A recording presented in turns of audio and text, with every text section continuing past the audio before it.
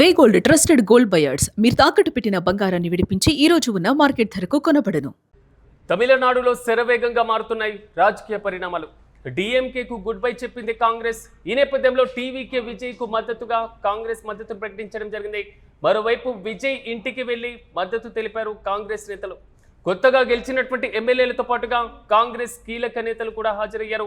మద్దతుకు సంబంధించి కొన్ని కండిషన్స్ పెట్టినట్లుగా తెలుస్తుంది కాంగ్రెస్. ఇకపైన భవిష్యత్తులో జరగబోతున్నటువంటి లోక్సభ, రాజ్యసభ, అదేవిధంగా స్థానిక సంస్థల ఎన్నికల్లో కలిసి పోటీ చేయనున్నట్లుగా టీవీకే కాంగ్రెస్ పార్టీలు ఒక అభిప్రాయానికి వచ్చినట్లుగా సమాచారం.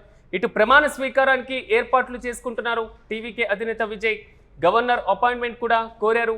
ఈ నేపథ్యంలో ప్రభుత్వ ఏర్పాటుకు ఆహ్వానించాలని గవర్నర్ను కోరనున్నారు విజయ్. మరికొన్ని గంటల్లో ప్రమాణ స్వీకారం చేసేటువంటి అవకాశాలు అయితే కనబడుతున్నాయి. ప్రమాణ స్వీకారానికి రాహుల్ గాంధీ హాజరయ్యేటువంటి ఛాన్స్ కనబడుతున్నాయి. మొత్తం మీద తమిళనాడులో మాత్రం రాజకీయ పరిణామాలు శరవేగంగా మారుతున్నాయి. ఓవైపు ప్రభుత్వ ఏర్పాటులో సంకీర్ణ ప్రభుత్వంలో భాగస్వామ్యం కావడం కోసం కాంగ్రెస్ పార్టీ ప్రతిపాదన, టీవీకే పార్టీ చేసినటువంటి ప్రయత్నం రెండు సఫలమైనటువంటి పరిస్థితులు. కానీ కాంగ్రెస్ పార్టీ నుంచి ఒక స్పష్టమైనటువంటి కండిషన్స్ టీవీకేకు ఎదురయ్యాయి. భవిష్యత్తులో జరగబోయేటువంటి రాజ్యసభ, లోక్సభ, స్థానిక సంస్థలు, మరి ముఖ్యంగా తమిళనాడులో జరగబోయేటువంటి లోకల్ బాడీ ఎలక్షన్స్లో కూడా ఇకపైన కలిసి పోటీ చేయడానికి ఇరు పార్టీలు అంగీకారానికి వచ్చినట్లుగా తెలుస్తుంది. ఇదే కండిషన్ను కాంగ్రెస్ టీవీకే ముందు పెట్టినట్లు సమాచారం. ఇక ఇదే అంశంపై మరింత సమాచారం మా ప్రతినిధి కిరణ్ ముందు తీసుకునే, ఏదైతే కిరణ్ దగ్గర అభిప్రాయం తీసుకునే ముందు ఒక్కసారి కాంగ్రెస్ పార్టీ టీవీకే చర్చల నేపథ్యంలో నేతలు ఏమన్నారో ఒకసారి విద్దాం. A secular movement. So to avoid communal force to come into administrative this thing, so Congress has taken a stand up for secular this thing. Even DMK also, if they are really a secular this thing, they also have to take a stand. లౌకికపరమైనటువంటి ప్రభుత్వ ఏర్పాటు దిశగా మేము పూర్తి స్థాయిలో ముందుకు వెళ్ళబోతున్నాం అనేటువంటిది మాత్రం Congress TVK నేతల దగ్గర నుంచి వస్తున్నటువంటి వాదన. ఇక ఇదే అంశంపై మరింత సమాచారం మా ప్రతినిధి కిరణ్ అందిస్తారు. కిరణ్, చెప్పండి, కాంగ్రెస్ కండిషన్స్ టీవీకే అంగీకరించిందా? మరికొన్ని గంటల్లో మాత్రం సంకీర్ణ ప్రభుత్వ ఏర్పాటు ప్రక్రియ ముందుకు వెళ్ళేటువంటి అవకాశం కనబడుతుంది. పూర్తి అప్డేట్స్ ఏంటి? టీవీకేకి కాంగ్రెస్ పార్టీ మద్దతు వ్యవహారం పైన జాతీయ స్థాయి నేతలు కూడా స్పందించారు. ఏదైతే టీవీకే అధినేత విజయ్ కి నేరుగా రాహుల్ గాంధీ ఫోన్ చేసి విషయం చెప్పారు. అదేవిధంగా తమ పార్టీకి సంబంధించిన 5 మంది ఎమ్మెల్యేల మద్దతు ఇస్తున్నామంటూ కూడా ఆయన చెప్పడం జరిగింది. అయితే ఇక్కడ ప్రధానంగా తమిళనాడు కాంగ్రెస్ నేతలు కూడా మొదటి నుంచి టీవీకేతో పొత్తు పెట్టుకోవాలని కాంగ్రెస్ పార్టీ అధిష్టానం పైన ఒత్తిడి తెచ్చారు.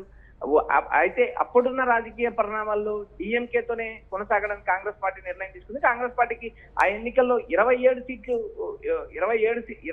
సీట్లు కాంగ్రెస్ పార్టీకి ఇచ్చారు. అయితే ఆ ఎన్నికల్లో కేవలం కాంగ్రెస్ పార్టీ 5 సీట్లు గెలవడం జరిగింది. గెలిచిన తర్వాత టీవీకేకి మద్దతు ఇవ్వడానికి కాంగ్రెస్ పార్టీ ముందుకొచ్చింది. నేరుగా ఏఐసిసి జనరల్ సెక్రటరీగా ఉన్న కేసీ వేణుగోపాల్ లెటర్ రిలీజ్ చేశారు. కాంగ్రెస్ పార్టీ మద్దతు ఇస్తుంది. బట్ కొన్ని కండిషన్లు వర్తిస్తాయంటూ కూడా కండిషన్లు పెట్టారు. మతతత్వ శక్తులతో వెళ్ళనంత వరకు కాంగ్రెస్ పార్టీ టీవీకేకి మద్దతు ఉంటుంది.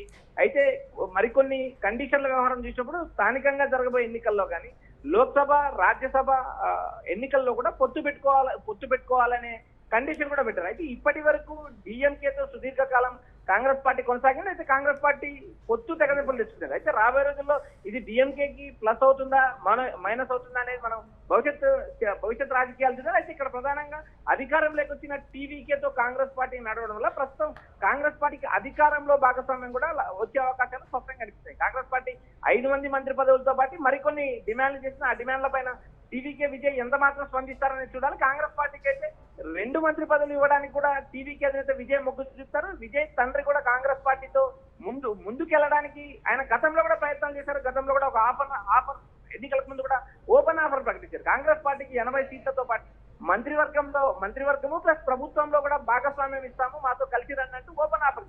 అయితే ఆ రోజున్న రాజకీయ పరిణామాల్లో డిఎంకేతో వెళ్ళడం, తర్వాత డిఎంకేతో పొత్తు తెగదించుకొని టీవీకేతో పొత్తు కొనసాగే అవకాశం స్పష్టంగా కనిపిస్తున్నాయి. భవిష్యత్ రాజకీయాలు చూస్తే ఇలాంటి సందర్భంలో ఏదైతే డిఎంకే నుంచి కాంగ్రెస్ పార్టీ బయటికి రావడం లేదా టీవీకేతో కాంగ్రెస్ పార్టీ కలవడం, ఈ రెండు అంశాలు పరిశీలించినప్పుడు ఇండియా కూటమి నుంచి డిఎంకే బయటికి వస్తుందా, టీవీకే ఇండియా కూటమిలోకి వెళ్ళబోతుందా అనేటువంటి క్వశ్చన్ కూడా రైజ్ అవుతుంది. సో దీనికి సంబంధించి క్లారిటీ ఏ విధంగా ఉండే ఛాన్స్ ఉంది? ఇక్కడ ప్రధానంగా టీవీకే అధినేత విజయ్తో కాంగ్రెస్ పార్టీ పొత్తు పెట్టుకోవడానికి సిద్ధమైంది. అదే విధంగా డిఎంకేతో పొత్తు తెంచుకోవడానికి కూడా క్లియర్ గా సిద్ధమైనట్టు మనకు స్పష్టంగా కనిపిస్తుంది. అయితే ఇక్కడ ఈ ఇండియా కూటమిలో డిఎంకే ఉంటుందా అనే ఒక బిగ్ క్వశ్చన్. ఇప్పుడు అది డిఎంకే బీజేపీకి వ్యతిరేకము, మరోపక్క అన్నా డిఎంకే బీజేపీతో పొత్తు కలిసి ఉండడం రాబోయే రోజుల్లో ఈ తమిళనాడు రాజకీయాలు, ఢిల్లీ వర్సెస్ తమిళనాడు రాజకీయాలు ఎలా మారతాయని చెప్పండి. ప్రస్తుతానికి విజయ్ బీజేపీని సైద్ధాంతికంగా వ్యతిరేకించినప్పటికీ బీజేపీతో కేంద్ర ప్రభుత్వంతో ఖచ్చితంగా రాష్ట్ర ప్రభుత్వానికి అవసరాలు ఉంటాయి. ఈ నేపథ్యంలో కేంద్రం నుంచి నిధులు రావాల్సిన పరిస్థితులు ఉంటాయి. అయితే ప్రధానమంత్రి మోడీని త్వరలో విజయ్ కలిసే అవకాశం లేదు. ప్రధానమంత్రి అపాయింట్మెంట్ కూడా కోరే అవకాశం. ఎందుకంటే ఒక రాష్ట్ర ముఖ్యమంత్రిగా గెలిచిన తర్వాత కర్టసీలో ప్రధానమంత్రిని కలవడం సహజం. ఎందుకంటే ఇప్పటికే మనం పలుసార్లు పోయి రేవంత్ రెడ్డి నేరుగా మోడీని కలిసిన విధానం కూడా చూస్తాం. ఇక్కడ ప్రధానంగా కాంగ్రెస్ పార్టీ పొత్తు అనే అంశం కేవలం మతతత్వ శక్తులు కలవనంత వరకు మాత్రమే మా పొత్తు ఉంటుంది అంటే కండిషన్, క్లియర్ గా కండిషన్ కాంగ్రెస్ పార్టీ స్పష్టం చేసింది.